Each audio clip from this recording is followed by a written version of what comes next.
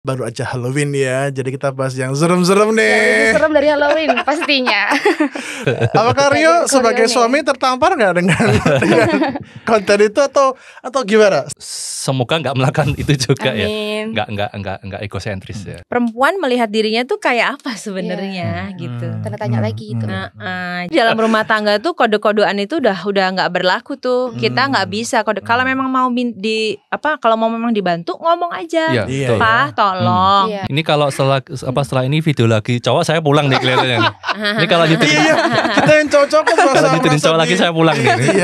Ini kan istri saya kan selama hamil kan dia banyak makan protein dari telur. Itu sama kentutnya luwak aja bau istri saya. Beneran. Kan ada yang bilang kalau seandainya mencium bau pasangan itu adalah rasa sayang kan, cinta kan. Oh tapi ini luar biasa Pak. Tetap bau.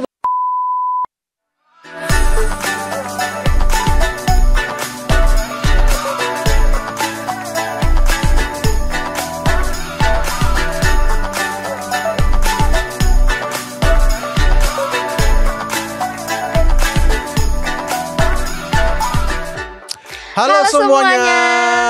Kita kembali di Pak Coy, podcast GKI Coyudan. Kali ini bersama saya Daniel dan saya Ipo. Kita akan membahas topik yang seru Ipo. Apa itu Kak? Karena baru aja Halloween ya, jadi kita bahas yang serem-serem nih. Serem dari Halloween pastinya. Topik kita adalah Marriage is Scary. Yang lagi banyak diperbincangkan sama anak muda sekarang. Betul. Jadi kalau kalian atau para pendengar itu suka scrolling TikTok atau Reels Instagram itu kan sering banget muncul ya topik ini ya. Apalagi VP TikTok aku tuh. Iya ya. Pernikahan tuh menyeramkan. Nah, kita kan bahas bersama dengan dua narasumber yang pastinya oke banget. Yang pertama tahu dong Ibu Pendeta kita, Ibu Pendeta Kesia. Hai semua. Menikah, suami 1, anaknya 2. Dan juga yang kedua adalah Korio atau Siap. Bapak Rio ya. Pak Rio Korio itu aja, Korio ya. Biar lebih muda. Enggak Papi Yoyo. Tapi nanti kelihatan tua. Jadi Rio ini istri 1, anaknya 1 dan mau 2 ya. Mau 2. Karena hari ini ternyata tuh lagi nungguin isnya lahiran guys. Ini menunggu jam tayang ini. Ini harusnya saya di rumah sakit. Tapi demi Pak Coy saya berada di sini nih. Dan kita culik ya Ibu ya buat podcast ini. Nah, kita akan dengarkan dan juga akan komentarin beberapa beberapa konten yang mengatakan bahwa pernikahan itu pernikahan itu menyeramkan dengan berbagai hal itu. Apakah betul nggak sih, Bu? Itu masih kita belum tahu ya, karena kan ini dari pandangan laki-laki dan juga perempuan. Apakah betul semenakutkan itu ya? Jadi buat para pendengar juga boleh ikutan komentar ya. Boleh aja. Di kolom komentar.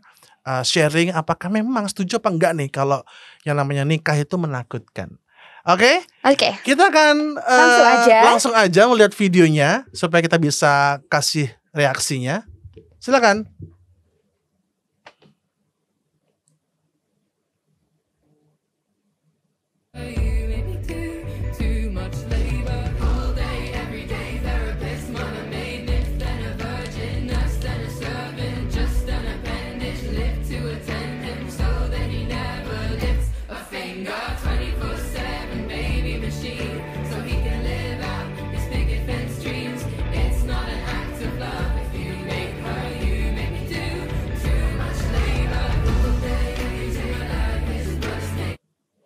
Nah, ini dia kalau dari sudut pandang perempuan yang belum menikah. Tapi ini kan dia kan sedang lip sync dari sebuah lagu. Iya. Jadi teks itu tuh liriknya dari lagu itu. Apakah itu suara perempuan nih? Iya. Gimana nih? Mungkin Ipo deh. Gimana Ipo ini ya, sebagai Ipo sebagai anak yang anak muda yang belum menikah kan berarti. Gimana Po dengan respon dari video tersebut ya?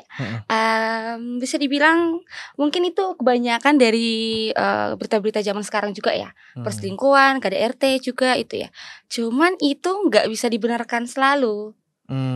Itu tergantung lagi dari pasangan kita, pintar-pintarnya kita cari pasangan aja sih. Jadi nggak semua cowok begitu. Iya, nggak semua cowok begitu. Dan nggak semua belum tentu cowok yang begitu juga. Bisa jadi perempuannya kan ada juga yang seperti itu. Kalornya gimana nih? Apakah Rio sebagai suami tertampar nggak dengan konten itu atau gimana? Setuju apa enggak? Kalau saya sih kurang setuju ya. Soalnya ini kalau menurut saya agak sedikit subjektif ya.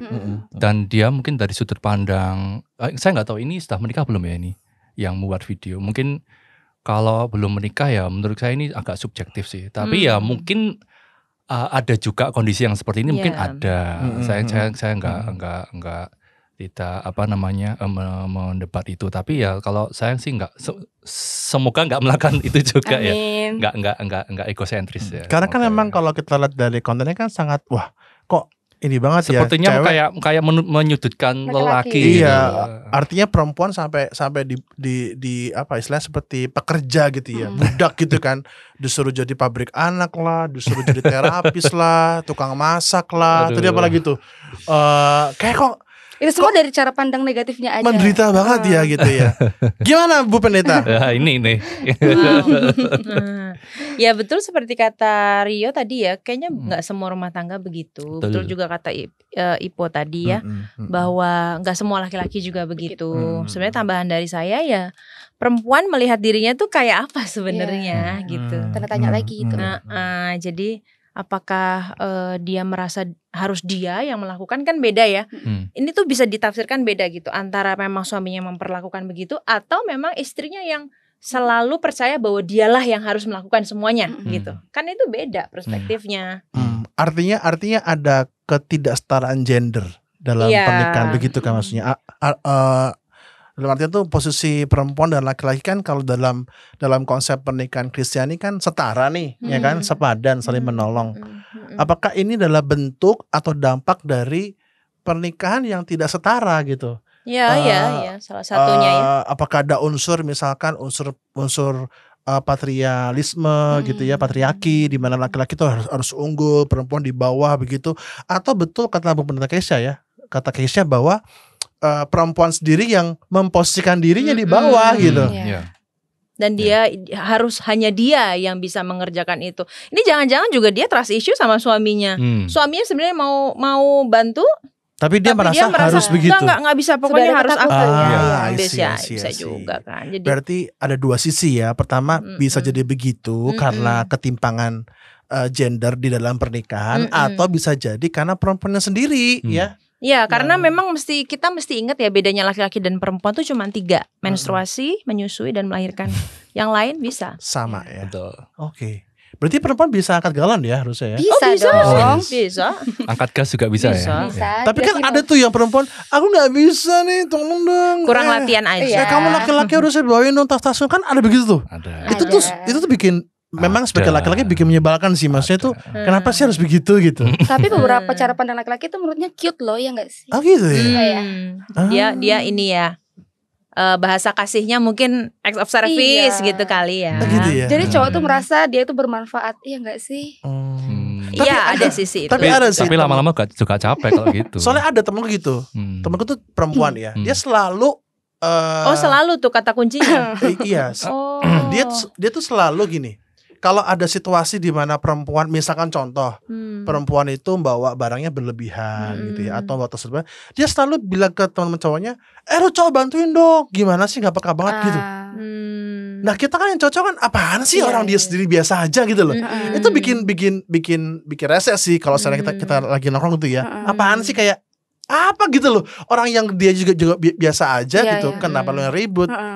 Harusnya yang ngomong juga bisa bantuin, langsung bantuin aja. Iya, maksudku tuh tanpa lo gituin kan juga kita kan tahu lah ya bahwa oke, dia butuh apa enggak gitu. Nggak perlu sampai yang dia tuh bilang, lo cowok bantuin dong, gimana sih? Ngerti gak sih, kayak menyalahkan cowoknya karena nggak peka begitu loh.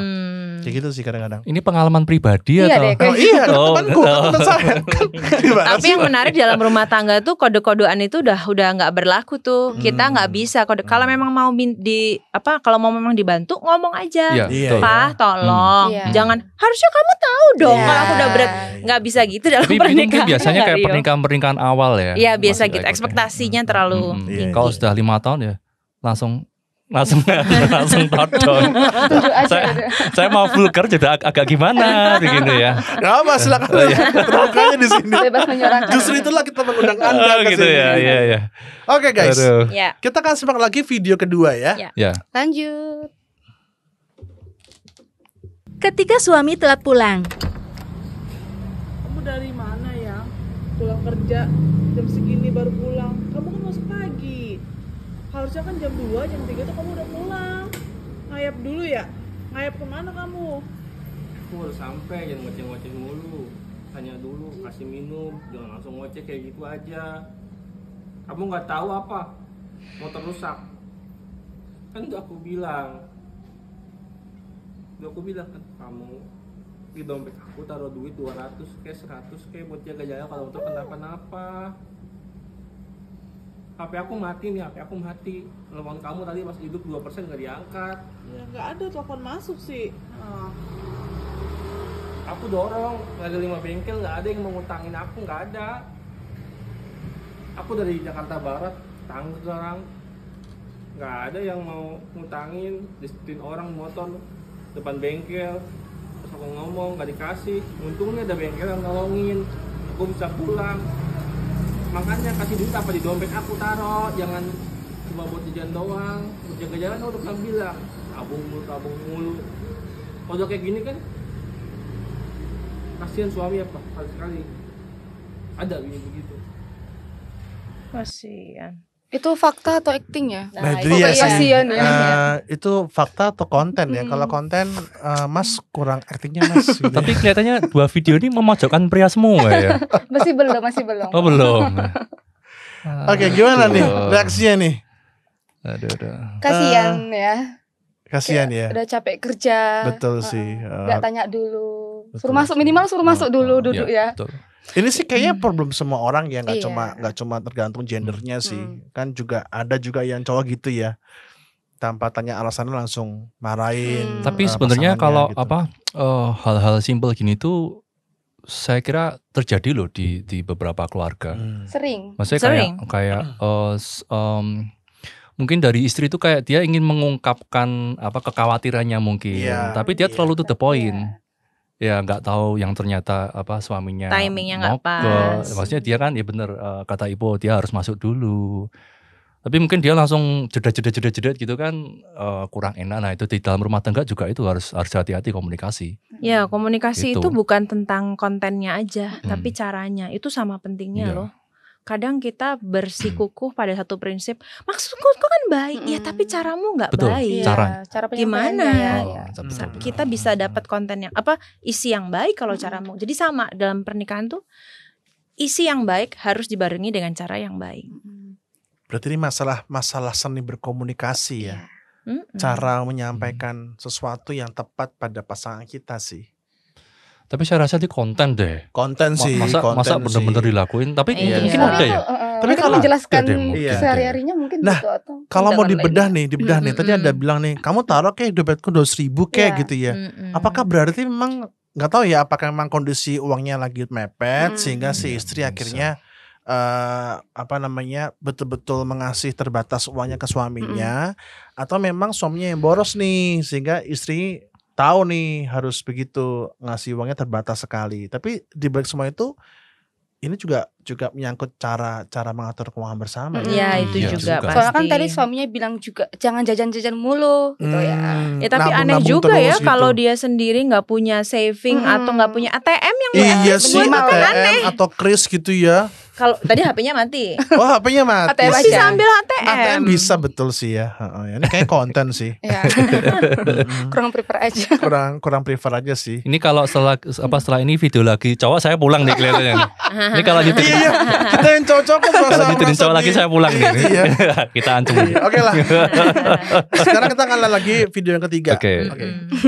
Ini kok cowok pulang nih. Married is scary gimana kalau pasangan lo bau ketek kayak Erina Gudono. Married is scary gimana kalau suami lo kaya armor yang suka tukang nyekek, jelek, miskin, banyak utang, injek-injek diri lo di depan anak lo. Married is scary gimana kalau pasangan lo dicariin kerja sama bapaknya sendiri? Cuak. Married is scary gimana kalau suami lo ketahuan pijit di daerah Mangga Besar ya? Married is scary gimana kalau pasangan lo berak tiap 3 jam? Married is scary gimana kalau laki lo ketahuan punya aplikasi Bumble terus main? Oh my god. Aduh, cowok lagi nih. Terima kasih semuanya.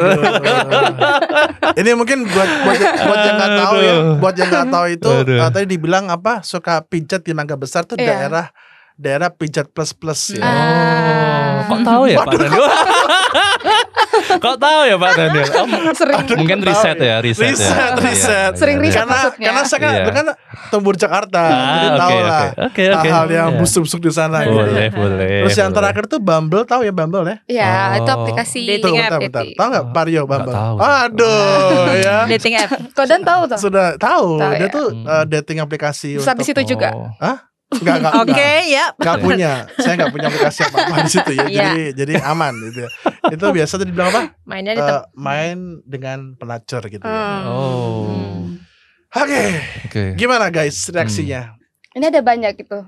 Yang mau dikomen yang mana dulu ya ini? Iya ya, tadi bawa ketek, lalu KDRT. Bawa tiap kali sejam 3 kali ya? Itu kayaknya cuma per 3 jam. Itu mah cuma apa komedi lah ya. Enggak usah dibahas ya. Tapi tadi ya KDRT, kemudian ya kalau sana bau badan ya oke lah bisa dikasih apa namanya deodoran lah ya gitu ya. Berarti kan KDRT selingkuh tadi ya. Main plus sama tadi apa tadi kira? Pekerjaan jalan bapaknya. Iya, nggak mandiri ya. Tapi ada loh itu begitu. Banyak. Kasus pernikahan yang menjadi rusak gara-gara itu ya. Tapi sebenarnya kalau bahas Married of Scary ini yang ya dari video yang ketiga ini kalau menurut saya beberapa agak receh-receh ya. Maksudnya kayak berak 3 jam terus bau ketek itu kalau hal seperti itu kalau kita buat jadi masalah itu bisa jadi masalah loh di keluarga loh, beneran. Jadi kadang kalau di keluarga itu kayak masalah-masalah receh itu kalau kita gedein jadi gede. Masa suami berak 3 jam terus dimarahin gitu kan, berarti kan kasihan sudah berak 3 jam udah perutnya sakit dimarahin istri kan kasihan gitu kan. Iya gitu. Ntar dia di kamar mandi teriak-teriak itu kan kasihan gitu. Bau ketek gitu. Dimarahin istri kan kasihan ya Bu. Dibeliin sabun suruh mandi yang lebih. Sebenarnya yang jadi pertanyaan itu kalau dari video-video kayak gini ya, sebenarnya tuh anak-anak muda zaman sekarang itu tuh melihat pernikahan tuh kayak apa ya? Iya, itu juga yang mau dibahas tadi. Kayak apa sih? Apakah mereka masih memimpikan macam-macam Disney gitu and they live happily ever after gitu?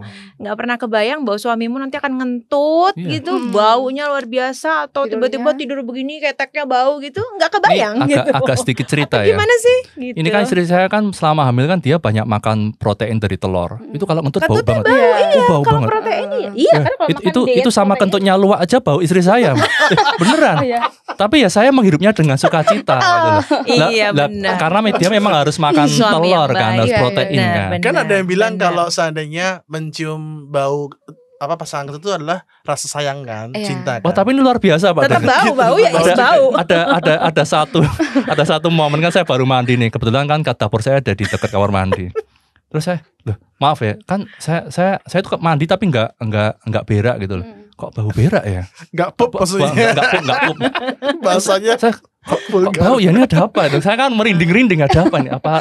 Apakah ada marling di sini? Mana ada setan bau pup? Yang beneran sih. Saya kan terus saya keluar, ternyata istri saya baru godok telur. Oh iya, kebayang baunya kayak apa ya? Itu Pak aja baru godoknya, belum ampasnya. Tapi ya kalau seperti itu dimasalahkan jadi gede ya, apakah jadi gede? Gitu ribut. Ya. Tapi ini sih yang dibilang oleh Bupen Kisah sih oke juga ya. Artinya kayak apa sih pernikahan? Bergantung pada pandanganmu soal pernikahan. Iya. Bahkan dalam kehidupan kita pun kan juga nggak semua ideal gitu kan ya. Oh. Nggak ada yang ideal kan? Nggak ada relasi yang ideal. Iya. Nggak ada. Bahkan even drama Korea pun yang kalian pikir itu cowok ceweknya tuh wangi indah tuh ya nggak mungkin juga kali ya kan. Pasti kan bau jigong lah pasti kan. Atau pasti ya. Itu kan sebuah alami gitu loh. Betul dong. sih. Nggak ada. Tapi kalau soal yang misalnya KDRT, itu prinsip. itu memang bahaya. Itu memang ya. bahaya kalau itu. Karena itulah Itu bahaya. sebelum menikah harus harus kenal dulu pasangannya gitu kan. Jangan kemakan cinta buta gitu kan sih. Iya dong, jangan terlalu cepet. Harus tahu alarm-alarmnya. Harus tahu bagaimana pola dia menangani emosinya. Ini rada berat nih, biarin deh supaya orang nggak menyepelekan ya. Betul. Harus dibahas pola asuh berdua kayak gitu-gitu dong. Karena background keluarga yang membesarkan pun juga berpengaruh juga. Iya, lingkungan. Iya, lingkungannya Epo ya. Bayangin deh, kita dari satu keluarga, sebenarnya kita punya saudara pun kita tuh masih keras sama saudara. Bayangin kita ketemu pribadi yang bukan dari keluarga kita, dari latar belakang yang berbeda, dia dididik dengan cara yang berbeda dari kita bertemu dan kita menjadi satu. Itu susah banget loh. Maka dari itu kan ketika saya mendampingin orang yang mau nikah, kan di Joyda ada bina pranikah ya Bu. Itu saya selalu ngomong di dalam pernikahan tuh kita harus berusaha untuk menyamakan frekuensi. Frekuensi kita, entah yang dominan yang mana atau yang lebih tidak dominan yang mana, harus berusaha untuk menyamakan frekuensi dan itu sangat sulit sekali. Bahkan saya di 5 tahun pernikahan saya itu juga masih sulit untuk menyamakan frekuensi. Tapi proses di situ tuh luar biasa. Gimana cara komunikasiinnya ya? Wah, kalau enggak luar biasa. Sangat menakutkan. Jadi bagi kalian yang mau menikah, sponsor masuk. Contoh namun harus bersiap-siap ya. Bersiap-siap buat saling melebur satu dengan yang lainnya kan. Ya, betul. Betul. Oke, kita akan lanjut lagi ke video ke berikutnya. Silakan. Marriage is scary. Itu cuma pantas disematkan oleh laki-laki. Sayang, laki-laki nggak pantas bikin konten kayak gitu. Karena apa? Pertama, tingkat perselingkuhan tuh paling tinggi bukan dilakukan oleh laki-laki. Yang kedua, seringkali terjadi laki-laki, seorang suami berjuang, lalu hartanya dihabisi oleh pasangannya lalu diberikan kepada selingkuhannya. Yang ketiga, di era TikTok sekarang ini, dalam pernikahan itu cowok berjuang sendiri karena pasangannya main HP selonjoran di sofa, gabut. Dan lu perhatiin ya, di luar cowok, kalau mereka bikin konten marriage is scary, dia hanya memikirkan kesenangan dia pribadi. Orang udah mulai lupa kalau yang namanya pernikahan itu berjuang bareng. Yang namanya pernikahan itu membangun mimpi bersama. Jadi buat kalian yang berpikir pernikahan adalah tempat lu kabur untuk bermalas-malasan, buang jauh-jauh. Be strong, my brother. Akhirnya nih video keempat nih. Tapi Be strong, my brother. Rambutnya lurus ya. Keramas terus kelihatannya itu. Sangat diperhatiin ya. Oke, ini gimana nih konten yang keempat ini? Kalau menurutku cukup objektif juga ya. Dia juga mengkritisi juga sih sikap-sikap perempuan dan memang tadi yang dari video 1 sampai video 3 sih menyudutkan laki-laki. Tapi nggak semuanya menurut kesenangan perempuan semua sih. Ada juga yang adil sih menurutku tadi beberapa poinnya ya. Kayak misalkan KDRT kan juga itu kan bukan berarti kesenangan perempuan juga kan. Begitu. Gimana dari perempuan? Ipo gimana Ipo? Dari Ipo? Melihat konten ini. Aku lebih setuju sama yang ini juga sih sebenarnya ya. Ya emang pernikahan itu kan bukan untuk kita malas-malesan ya.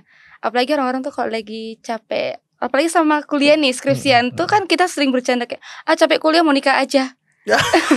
Dikira kayak itu sering banget itu di kampus dengerin gitu pas lagi skripsian. Apa keluar dari kandang singa masuk kandang harimau? Nah, itu kan berarti tadi konsep pernikahan anak-anak muda tuh pernikahan adalah menjawab permasalahan kalian, padahal bukan menjawab, lari dari masalah itu. Iya, mau lari dari masalah padahal kan itu masalah lebih banyak ya.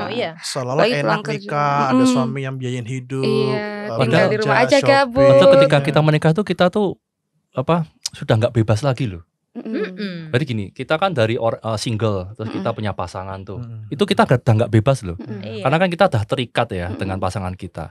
Kita naik lagi jenjang ke pernikahan, itu udah semakin nggak bebas lagi, apalagi kita punya anak, semakin nggak bebas lagi. Artinya ada tanggung jawab juga ya, nggak cuma mikirin diri sendiri. Ya. Tapi kayak kita tuh sudah terikat dengan orang lain gitu loh.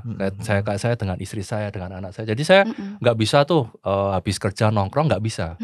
Jadi saya kalau mau nongkrong tuh rasanya tuh istri gimana? Istri gimana? Saya belum ketemu anak saya selama siang ini. Jadi kalau saya nekat nongkrong atau saya nekat main game dan sebagainya, saya merasa kok saya ego banget gitu, egosentris banget saya gitu.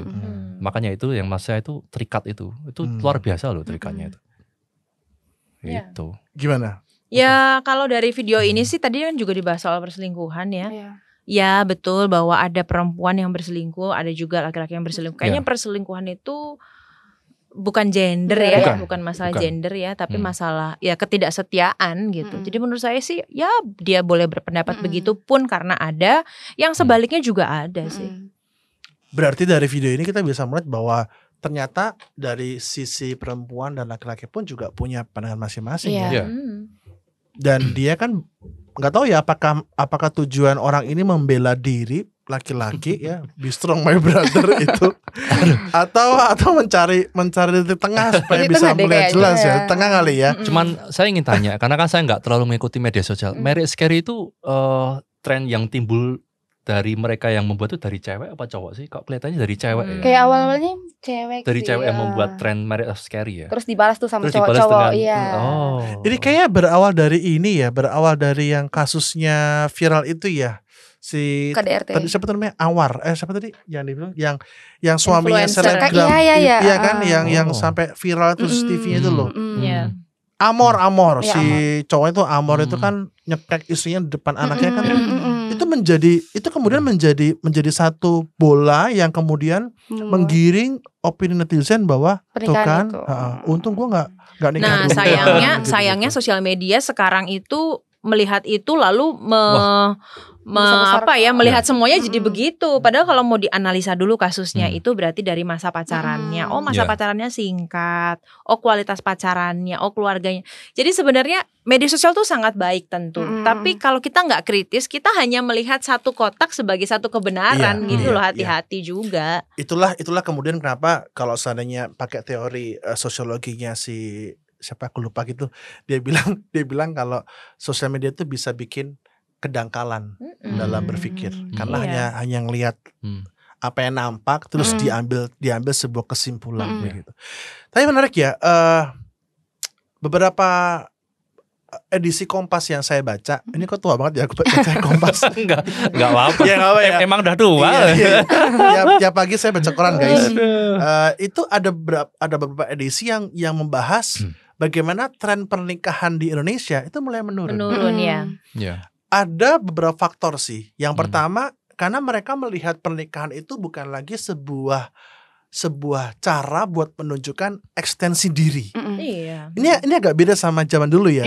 Kalau generasi yang lama itu kan ya kamu tuh sekolah, kamu kerja, kamu nikah. Achievement betul ya. Achievement menjadi sebuah ya udah. Nikah menjadi apa namanya tujuan akhir. Kamu akan menjadi orang gitu ya. Nah sekarang nggak begitu. Jadi sekarang itu bergeser. Anak-anak muda itu tidak menjadikan pernikahan sebagai achievement utama, tapi karir, pekerjaan. Dan apalagi di Indonesia itu banyak anak-anak muda yang menjadi generasi sandwich, sehingga mereka harus menanggung dirinya sendiri dan juga orang tuanya. Karena itu mereka memilih untuk bagaimana saya fokus sama karir. Apakah mereka nggak merindukan pasangan? Oh merindukan. Tapi ini dulu. Tapi akhirnya mereka berpacaran tanpa tujuan pernikahan. Seperti apa ya? Kayak kita ngomongnya apa ya? Ya hubungan tanpa tujuan ya. Iya, HTS-an ya. Nggak tahu sih apakah mereka sampai kumpul-kumpul nggak tahu juga sih. Itu kan nggak ada survei ya. Tapi itu menjadi tren atau menjadi hasil survei Kompas. Dan edisi kemarin saya baca bahwa itu berdampak pada generasi yang lahir. Jadi trennya menurun. Betul. Jadi yang dibilang generasi emas tahun 45 nih menjadi generasi cemas sih karena menurun dan itu membuat negara bengkak untuk membiayai lansia. Oke, itu soal lain ya, tapi itu menjadi fakta yang perlu kita tahu ya. Kita lihat lagi berikutnya, video berikutnya.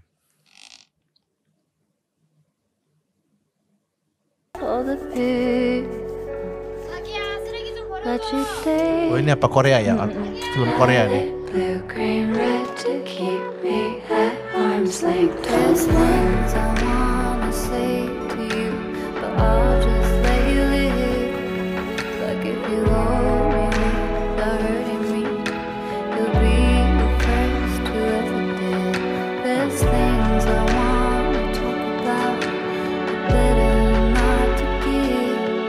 Backsoundnya sangat sedih sekali ya. Itu penggiringan narasi ya. Bagian lu dapat laki modelnya kayak gini. Ini kayak dari adegan film Korea sih. Ini cukup sering loh lewat dari TikTok aku. Emang suaminya itu cukup sering ngabaikan istrinya, keluarganya gitu. Dia pulang kerja itu lebih fokus main game, nonton gitu. Tapi gimana ya kalau dapat lagi gitu? Iya. Ya gimana? Gimana Rio yang gamers? Gimana Rio yang gamers ini? Saya kurang tahu ya. Maksudnya gini, sebelum kita apa tuh istilahnya, kita masuk ke dunia pernikahan, itu kan kita ada yang namanya perkenalan di masa pacaran. Nah itu kan sebenarnya kan kita kan bisa mengetahui pasangan kita seperti apa. Walaupun nanti di dalam pernikahan pasti. Bentar. Ini kayaknya bahaya. Ini mesti diangkat, ini Rio. Dari Rio. Ini mah dari Mami. Enggak apa-apa. Oke. Lanjut. Sampai mana dia? Kenalin pasangan kita. Oke. Gini, kita kan sebelum kita masuk ke dunia pernikahan, kan ada namanya dunia perkenalan di masa pacaran. Nah, itu kan kita kan bisa mengetahui ya mungkin nggak semua dari sifat pasangan kita. Tapi setidaknya kita tahu sifat pasangan kita tuh dia buruknya gimana? Iya, dia mau sebenarnya kalau sudah di umur matang kan biasanya sudah bekerja gitu. Gimana dia bekerjanya, seperti apa, apakah dia rajin, apakah dia care dengan kita, itu kan kita bisa tahu sedikit. Walaupun nanti mungkin di dunia pernikahan bisa berubah, pasti ada perubahan. Nah tapi ya kita memang harus terus berdoa kepada Tuhan supaya kita selalu berada di dalam kuasa Tuhan terus pernikahan kita. Oke. Nah gimana Bu Pankesya? Ya sebenarnya yang mengharukan itu sebenarnya bukan kejadian antara suami dan istri sih, tapi perkataan anaknya ya. Gitu. Jadi kalau aku boleh ngomentarin, aku mau ngomentarin anaknya ya. Gitu. Artinya adalah kita tuh kalau dikasih anugerah anak, kita sedang membesarkan calon suami dan istri di masa depan. Ayah itu menjadi role model laki-laki pertama, terutama untuk anak perempuannya. Ibu menjadi role model pertama dari bagaimana seorang wanita di depan anak laki-laki gitu ya. Jadi yang membuat aku sedih bukan tentang ibu dan bapaknya, karena gini, bukan berarti nggak kasihan istrinya ya, karena itu mereka harus selesaikan sendiri tuh isu itu gitu ya. Jangan hanya kita kasihan sama istrinya, tapi istrinya juga kalau dia pendem-pendem sendiri itu juga nggak baik gitu ya. Ya sekalipun saat ini dia jadi korban, tapi dia punya tanggung jawab untuk menolong suaminya. Gimana sih, ini kan kerjasama, kamu kan bukan di kos kan gitu ya. Tapi sebenarnya soal anaknya sih gitu, anaknya itu punya role model kayak apa ya laki-laki yang akan kucari nanti gitu. Jadi sebenarnya marriage is scary akan menjadi berlipat kali ganda ketika anak ini melihat teladan dari orang tuanya, apalagi bapaknya, anak perempuan melihat. Cuman yang harus kita bedah itu marriage is scary itu scary tentang apa sih sebenarnya? Apakah scary tentang perceraian? Ataukah scary mengenai proses pernikahan itu? Kayaknya semuanya, Dario. Semuanya. Ini kayak stigma sih, kayak stigma yang kemudian membuat orang berpikir, udahlah jangan nikah lah, karena nikah tuh menyeramkan.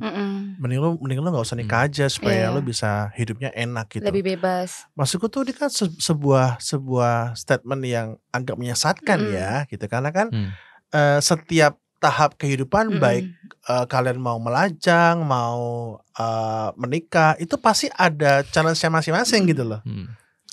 Tapi sebenarnya marriage is scary itu gimana ya? Kayaknya ini mau mengcounter kejadian-kejadian influencer selebgram yang hanya disorot itu aja, padahal dunia sosial kayaknya nggak gitu-gitu amat. Tentang orang yang terlalu mudah menikah, mudah cerai, mudah menikah. Ya udah sekalian aja nggak menikah.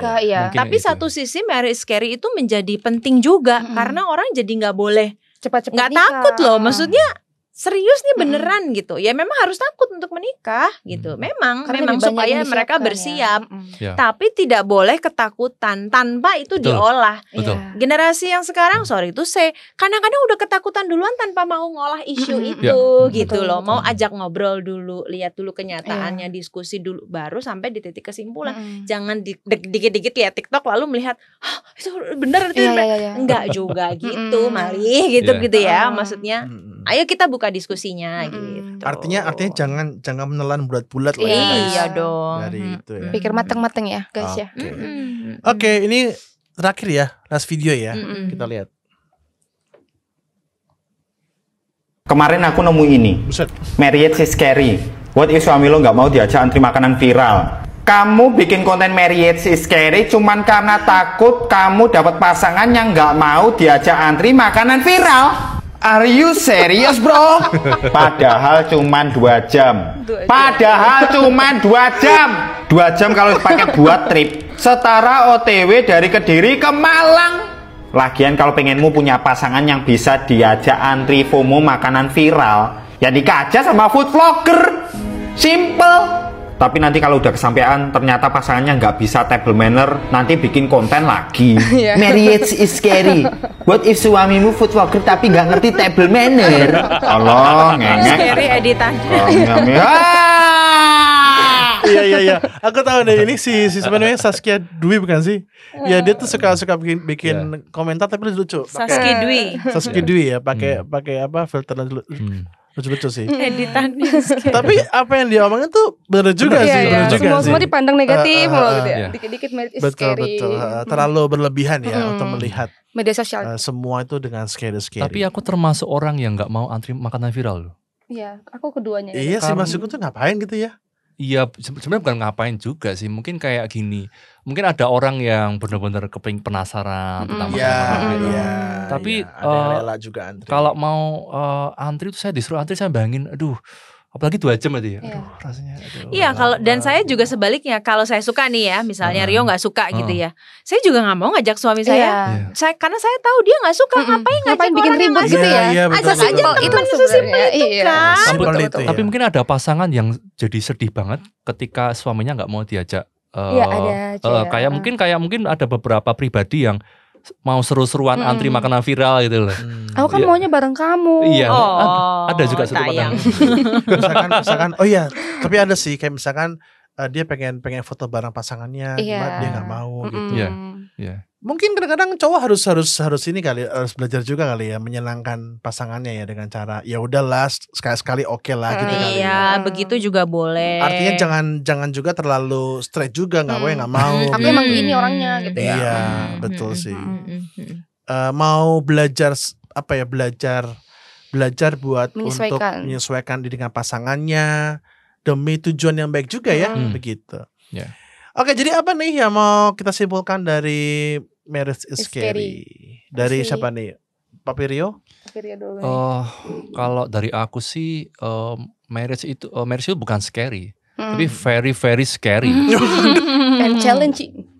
Maksudnya gini, very very scary itu kalau dari saya pribadi adalah scary menurut saya itu ketakutan saya ketika saya tidak bisa membawa istri dan anak saya itu ke arah yang lebih baik. Betul. Jadi ketika saya nggak bisa contoh kayak saya nggak bisa beliin semua anak saya mainan yang dia sukai, mungkin mengenai ekonomi, saya nggak bisa memperhatikan anak saya nggak bisa membuat istri saya menjadi lebih bahagia dan sebagainya. Dan saya berada di fase dimana saya masih menggumuli itu semuanya. Dulu waktu saya mau nikah tuh saya nggak ada ketakutan untuk menikah. Maksudnya bukan gini, tapi saya nggak ada bayangan nanti gimana. Tapi saya lebih ke saya percaya dengan istri saya, pasangan saya. Dan ternyata setelah menikah berubah. Berubahnya setelah punya anak. Berubahnya bukan berubah ke arah yang jelek, tetapi berubah dengan kok sekarang seperti ini sih. Iya betul. Tapi ya itu karena proses itu gitu. Dan saya nggak pernah menyalahkan istri saya seperti ini karena saya juga berubah juga. Gitu. Nah ini scary ini yang baik. Kalau scary-nya ini itu bagus. Tapi kalau scary-nya hal-hal yang remeh, ya kayaknya kita butuh diskusi lagi deh. Gitu. Berarti arti itu scary dalam hal positif ya. Masa gara-gara nggak berak 3 jam terus menakutkan, gitu bau ketek menakutkan itu kan.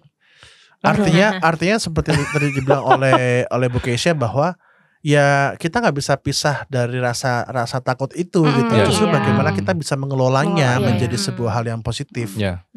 Oke. Ibu merespon atau? Ya aku merespon nih. Ya karena pernikahan itu kan memang selalu akan ada perdebatannya ya. Cuma gimana kita bisa komunikasikan itu ke hal yang positif aja dan dibawa asik aja gitu. Oke, Bu Kesya? Ya, ya kalau saya setuju ya, memang scary supaya orang nggak underestimate sama pernikahan.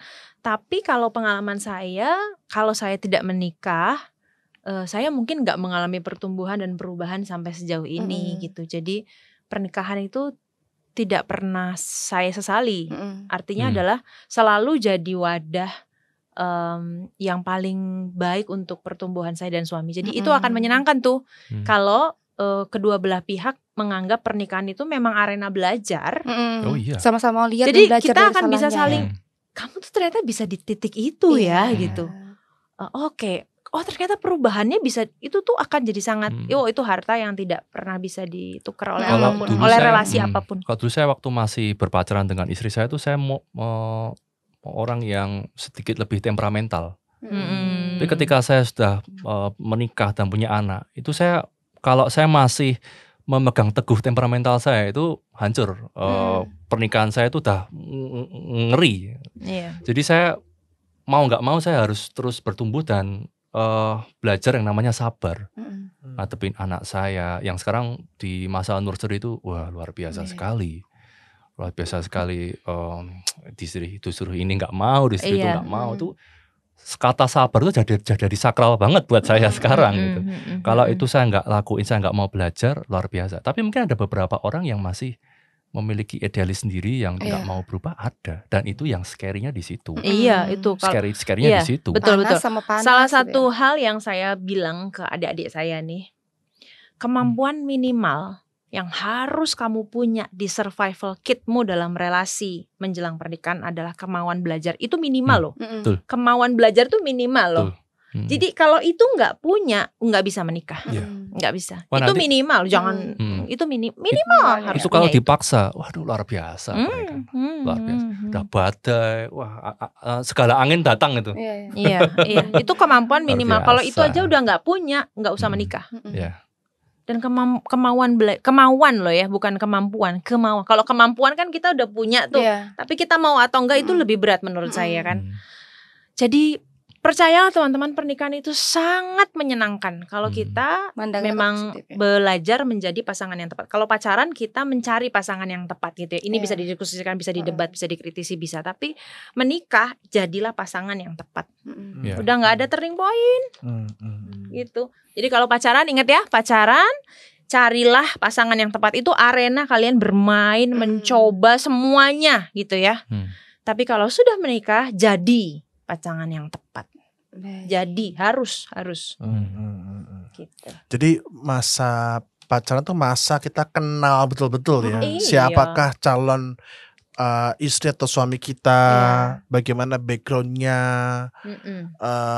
bagaimana pola asuh keluarganya gitu. Bukan berarti kemudian kita mencari sempurna, enggak juga. Lihat salahnya, gimana kita toleransi kesalahannya. Artinya gitu adalah betul tadi, kemampuan saling kemauan belajar. Itu minimal ya. Artinya belajar mengakui kesalahan, belajar mengampuni, belajar menerima, belajar berubah dan lain sebagainya gitu ya. Oke. Jadi kalau mau kita simpulkan nih Po, pernikahan itu memang scary dalam artian itu menjadi challenge-nya masing-masing. Karena kan siapa sih yang gak scary ya? Life is scary pun gitu kan. Kita kan hidup kan di dunia yang juga penuh tantangan juga. Jadi semua pasti ada scary masing-masing. Dan kuncinya bagaimana kitanya aja ya. Kitanya punya prinsip yang jelas dalam pernikahan.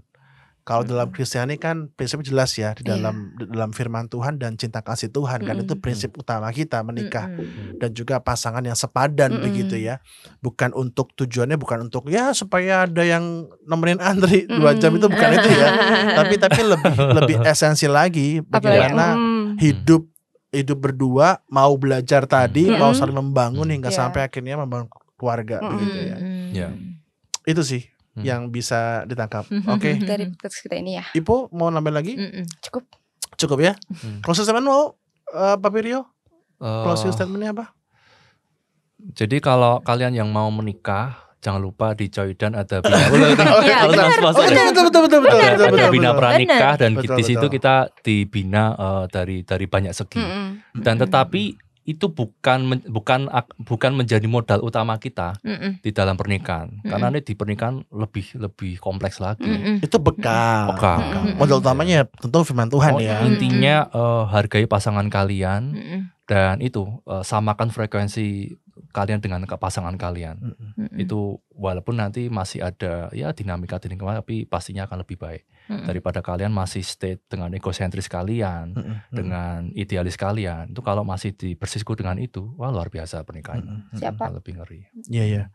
Bu Kisha mungkin bisa sedikit jelaskan gimana proses bina pranikah yang ada di gereja kita?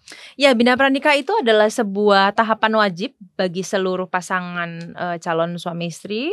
Di dalam bina pranikah kita itu bukan hanya ngebahas soal materi, tapi selalu ada diskusi-diskusi yang terbuka di situ. Dan di situ akan membuat pasangan-pasangan jadi melihat bahwa ternyata tidak semudah dan tidak seindah itu. Justru hal-hal yang menakutkan akan dibahas di situ supaya bukan mau nakut-nakuti, supaya bersiap. Supaya tahu bahwa medan yang akan dijalani itu tidak selalu taman berbunga yang indah. Oh, itu ada nanti fasenya di bulan madu gitu, ada, itu boleh dinikmati, tapi tahu bahwa ada fase-fase kritis dan tahu setiap rumah tangga tuh punya sekocinya, salah satunya gereja. Jadi kalau mengalami hal-hal yang sulit dan berat, cari sekoci yang tepat. Salah satunya ya gereja memang. Persekutuan, komunitas ya. Mentor-mentor pasutri, para penatua, pendeta, itu menjadi sekoci-sekoci yang aman. Gitu. Dan selain bina pranikah kan juga kalau di GKI sendiri ya teman-teman para pendengar, itu kita juga punya namanya konseling pranikah. Jadi habis dibina bareng-bareng dengan pendeta yang akan melayani, itu ada konseling pranikah. Selain GKI juga rasanya beberapa gereja lain juga punya program seperti itu sih. Itu sangat baik sekali bagi para pasangan ya. Artinya bersiap-siap begitu. Ditolong untuk dilihat apakah ini siap nggak menikah atau belum gitu ya. Gimana konsep pernikahan yang benar sesuai firman Tuhan, gimana mereka kesiapannya untuk menghadapi konflik yang ada kelak gitu ya. Sama satu lagi boleh nggak? Boleh. Ketika bagi kalian nanti yang mau menikah, satu hal, jangan pernah lupa sama Tuhan. Jangan sekali-kali pernah lupa sama Tuhan dalam pernikahan kalian. Itu udah modal yang utama dan luar biasa sekali. Gimana kita bawa keluarga kita juga ya. Itu udah luar biasa itu. Cintailah dengan cinta Tuhan. Oh iya betul. Oke, Bu Kesha mau tambah lagi? Enggak, sudah. Cukup.